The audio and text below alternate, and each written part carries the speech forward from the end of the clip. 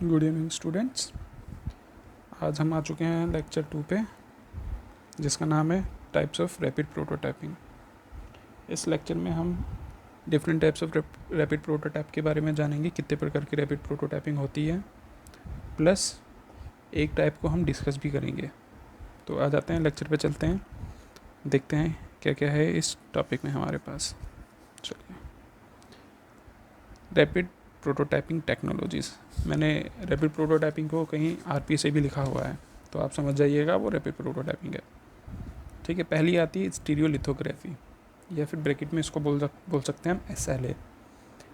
फिर आती है fuse deposition modelling, FDM, selective laser sintering, SLS, laminated object manufacturing, LOM, 3D printing, and last है direct metal laser sintering, DMLS।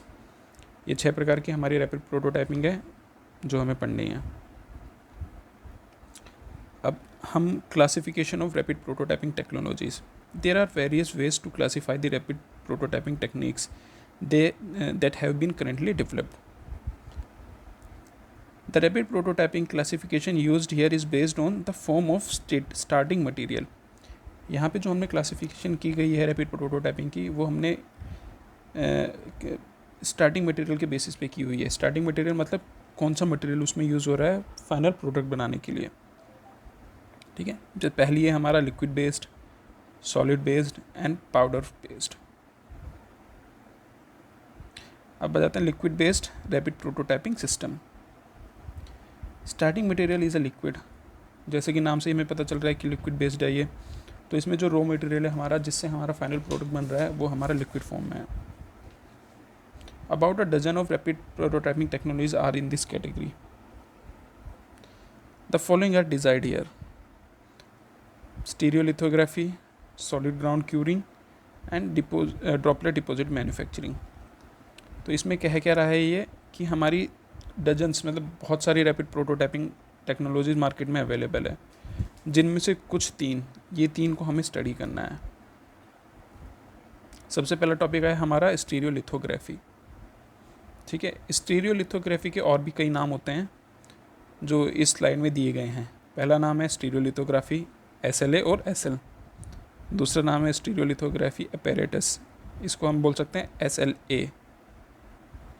Optical fabrication, photo solidification, resin printing. ये नाम इसलिए ऐसे अलग अलग है क्योंकि पहले तो हमारा रेजिन प्रिंटिंग इसलिए बोलते हैं इसको हम कि जो हमारा रेजिन है उससे हम प्रिंट कर रहे हैं।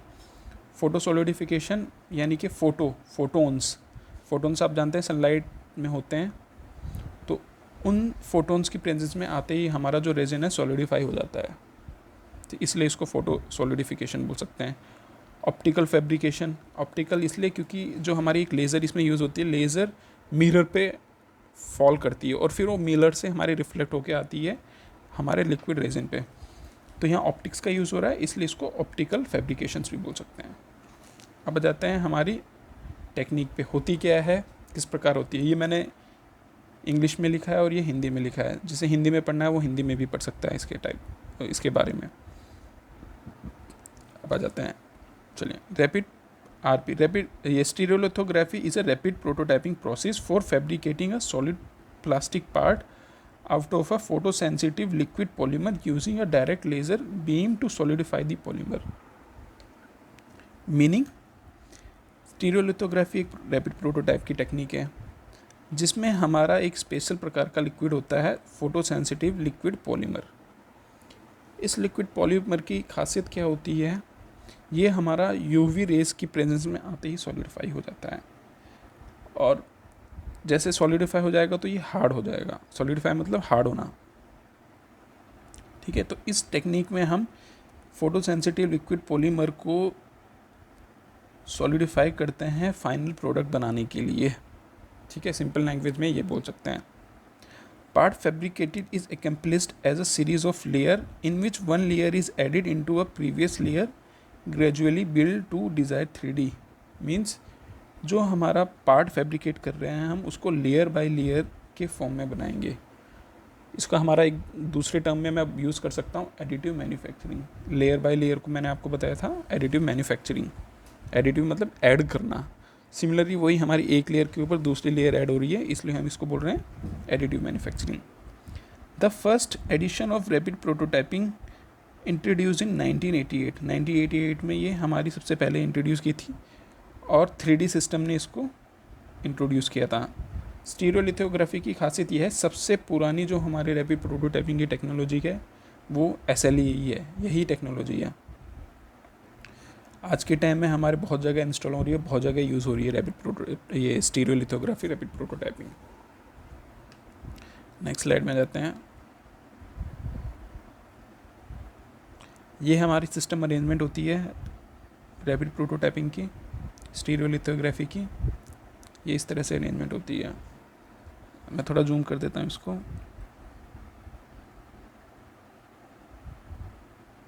ये हमारा एक तो स्टैंड हो गया, ये दिस वन इज स्टैंड। ये हमारा टैंक है पॉलीमर का, ठीक है। इस टैंक को हम बोलते हैं वेट पॉलीमर, ठीक है, जो मैं भी आपको बताया था, स्पेशल टाइप का जो पॉलीमर होता है। प्रोसेस इस प्रकार होती है। सबसे पहले हमारी एक लेज़र, पार्ट्स को जान लेते हैं पहले, प्रोसेस चलो बाद में आते हैं। इसमें हमारे एक लेज़र होती है, लेज़र बीम होती है, ठीक है। ये हमारा प्लेटफॉर्म हो गया, ये हमारा कंटेनर हो गया, ये हमारा लिक्विड पॉलीमर हो गया। अब ये जो एरोज़ हैं, इन एरोज़ से हमें पता चल रहा है कि हमारा ये ऊपर भी जा सकती है और नीचे भी जा सकती है, लेफ़्ट भी जा सकती है एंड राइट भी जा सकती है। सिमिलरली हमारी ये बीम के साथ है, बीम वाई प्लस में, वाई नेगेटिव में, एक्स पॉजिटिव में, एक्स नेगेटिव में, इन डायरेक्शन में जा सकती है। लेज़र हमारी किस डायरेक्शन में मूव करेगी, एक्स और वाई में, और जो हमारा प्लेटफॉर्म है वो करेगा हमारा जेड एक्सिस में अप डाउन वाली मोशन। ठीक, यहाँ पे क्या दिखाया गया है, हमारा जो एक पहली लेयर, देखिए जब हमारा प्रोडक्ट स्टार्ट हुआ बनने के लिए तो हमारी एक पहली लेयर आई, फिर जब हमारा फाइनल प्रोडक्ट तैयार हो गया तो लेयर बाय लेयर करके हमारा प्रोडक्ट तैयार होता गया। इसमें ये जो हाइट बढ़ी है, ये हाइट इसलिए बढ़ी है कि हमारा ये जो प्लेटफॉर्म है, जैसे एक लेयर बनेगी प्लेटफॉर्म नीचे जाएगा, दूसरी लेयर बनेगी प्लेटफॉर्म नीचे जाएगा, तो फाइनल प्रोडक्ट बनते बनते हमारा प्लेटफॉर्म इतने नीचे आ जाता है। ये आपको समझ में आ गया, ठीक है। इसमें दिखाया गया at the starting of the process in which the initial layer is added to the platform, initial layer add की गई प्लेटफॉर्म पे। After several layer have been made so that the part geometry gradually takes form. जब हमारी बहुत सारी layer दे दी है और हमारा जो फाइनल प्रोडक्ट बनना था, तब ये हमारी पोजीशन है हमारे। अब आ जाते हैं हम वर्किंग प्रोसेस पे। वर्किंग प्रोसेस क्या होती है? वर्किंग प्रोसेस जैसे रैपिड प्रोटोटाइप वाले लेक्चर में मैंने आपको बताया था, सबसे पहले हमारी कैड प्रोडक्ट बनाया जाता है, कैड मॉडल बनाया जाता है। कैड मॉडल बनने के बाद हम उसको STL फॉर्मेट में चेंज करते हैं। STL फॉर्मेट चेंज होने के बाद हमारा स्लाइसिंग की जाती है सॉफ्टवेयर द्वारा, 3D प्रिंटर के सॉफ्टवेयर द्वारा, और फिर उसको भेज दिया जाता है प्रिंटिंग के लिए हमारे इसमें 3D प्रिंटर में। 3D प्रिंटर उसको मैन्युफैक्चर करता है एंड फाइनली जब हमारा प्रोडक्ट तैयार हो जाता है उसकी पोस्ट प्रोसेसिंग कर दी जाती है। तो ये 4-5 स्टेप्स हैं, ये आपको याद होने चाहिए। ये स्टेप जब आप इसको एक्सप्लेन करेंगे, आपके अगर क्वेश्चन आता है तो ये सारे स्टेप्स आपको इसमें लिखने होंगे, ठीक है। अब प्रोसेस में आ जाते हैं हम, प्रोसेस क्या हो रही है। ये हमने एक कंप्यूटर दिखाया हुआ है और ये स्क्वायर शेप का जो दिख रहा है ये हमारा प्रोडक्ट हमें तैयार करना है, ठीक है। ये कंप्यूटर को हमने कनेक्ट कर दिया है 3D प्रिंटर से। कंप्यूटर क्या करेगा, हमारा इसको STL लैंग्वेज में चेंज कर देगा, ठीक है। STL लैंग्वेज में आपको पता है स्लाइसिंग की जाती है, तो लेयर बाय लेयर हमारी तैयार हो जाएगी सॉफ्टवेयर के अंदर। फिर हमारे जो 3D प्रिंटर में कमांड जाएंगे, 3D प्रिंटर में हमारी एक अरेंजमेंट है लेज़र की, ये लेज़र दी गई है। लेज़र क्या है, हमारी ये UV रेडिएशन निकालती है। UV रेडिएशन हमारी निकलती है लेज़र से, फिर ये टकराती है मिरर्स पे।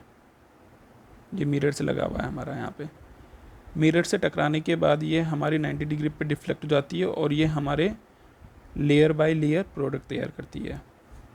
ये हमारा प्लेटफॉर्म है जो डार्क शेडेड रीजन में दिखाया गया है, और ये हमारा है वेट टैंक। ये टैंक है। 3D प्रिंटर हमारा कनेक्ट हो रखा है कंप्यूटर से।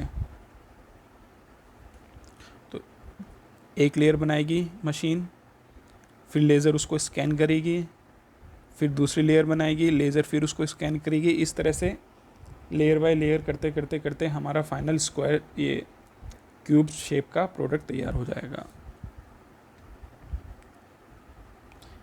इसमें हम कोई भी मॉडल या पार्ट असेंबली तैयार कर सकते हैं, किसी भी टाइप की, किसी भी शेप की हम तैयार कर सकते हैं। जैसे कि हमें कोई अनइवन बनाना है, अनइवन बोले तो उबड़ खाबड़ चीज़, तो या तो हमारे पास, जैसे मैंने आपको लास्ट लेक्चर में बताया था, दो ऑप्शन बनते हैं। या तो उसको हम स्कैन कर लें CMM मशीन से, या उसका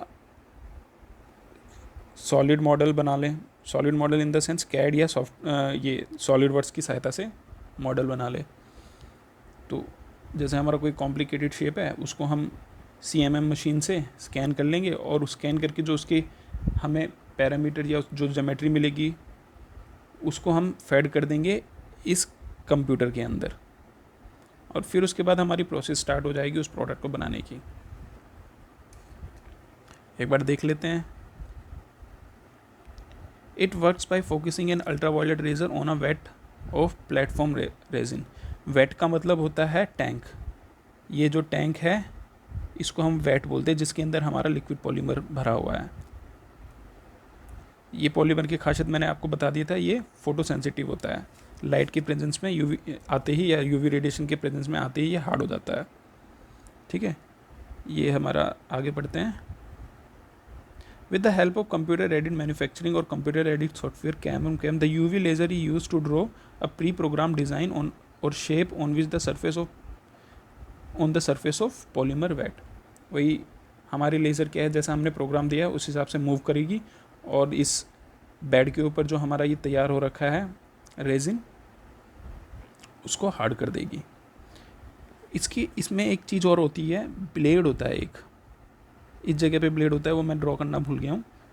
ये ब्लेड क्या करता है, जैसे हमारी लेज़र ने पहली लेयर ट्रेस करी, फिर उसके बाद हमारा ब्लेड मूव करेगा। ब्लेड क्या करेगा, हमारा यूनिफॉर्मली डिस्ट्रीब्यूट कर देगा रेजिन को अगले लेयर तैयार करने के लिए। फिर लेज़र आएगी, फिर उस पर ब्लेड लेज़र आएगी, वो ट्रेस करेगी, उसको सॉलिडिफाई कर देगी।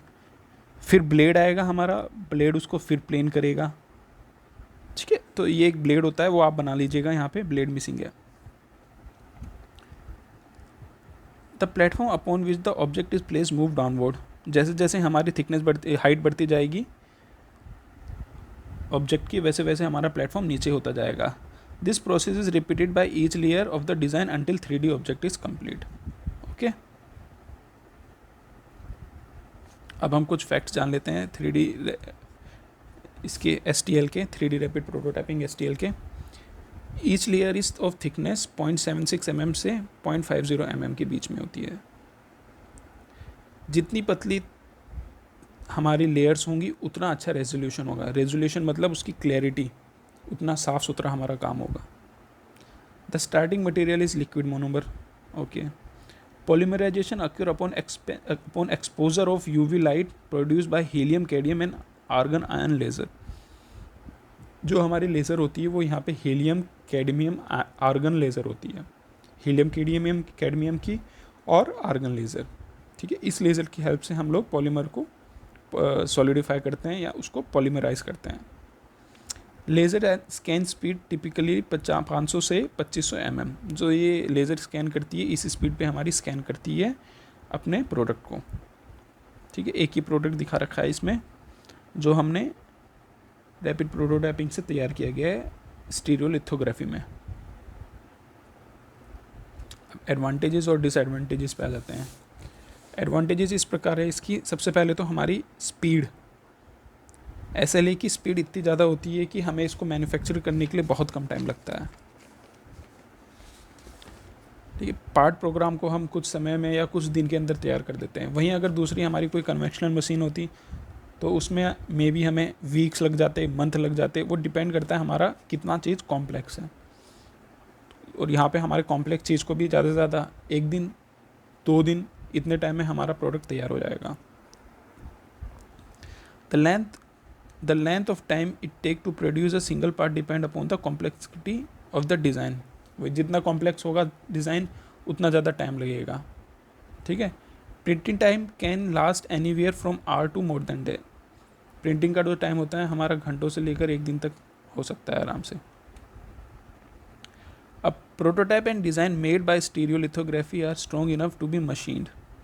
इसमें जो प्रोडक्ट बनते हैं वो इतनी अच्छी स्ट्रेंथ के होते हैं कि उन पे अंदर हम मशीनिंग कर सकते हैं, ठीक है। And can also be use to make master pattern for injection moulding और वेरियस मेटल कास्टिंग प्रोसेस। हम इंजेक्शन मोल्डिंग के लिए पैटर्न बना सकते हैं इससे, कास्टिंग के लिए पैटर्न बना सकते हैं SLA प्रोसेस से। कुछ डिसएडवांटेजेस हैं, it is often costly. Machine है, मशीन कॉस्टली आती है इसकी काफ़ी, बट विथ टाइम मशीन की कॉस्ट कम होती जा रही है। सेकेंडली पॉलीमर जो हमारा यूज़ होता है इसमें उसकी भी कॉस्ट हाई होती है। ये printing machines are costly. Photopolymers are sticky, messy and need to be handled. जो हमारा पॉलीमर यहाँ पे यूज़ होता है वो स्टिकी, चिपचिपा होता है, मैसी टाइप होता है, और उसको हैंडल करने के लिए हमें प्रिकॉशंस लेनी पड़ती है। हाथ साफ करने पड़ेंगे बार बार, अगर उसको हमारा लिक्विड लग गया तो काफ़ी प्रिकॉशन लेनी पड़ेगी। सेकेंडली हमारा जो प्रोडक्ट तैयार होता है उस प्रोडक्ट को हमें क्योर करना पड़ता है। क्योर कैसे करते हैं हम, हमारे पास जैसे कोई मोटी थिकनेस का प्रोडक्ट बनाया हमने, तो उस प्रोडक्ट को क्योर करने के लिए हमारे पास चैम्बर्स होते हैं, UV चैम्बर्स। तो उस प्रोडक्ट को फाइनली तैयार करके अल्कोहल से क्लीन करके हम उन चैम्बर के अंदर डाल देते हैं, UV चैम्बर के अंदर। UV चैम्बर के अंदर वो सॉलिडिफाई हो जाता है और प्रोडक्ट हमारा फाइनल तैयार हो जाता है। मैं एक ये वर्ड लिख देता हूँ,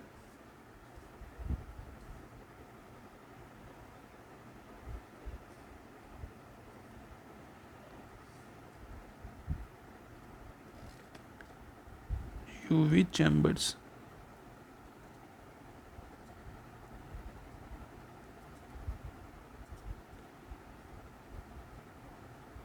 UV चैम्बर यूज़ होते हैं सॉलिडिफाई के लिए,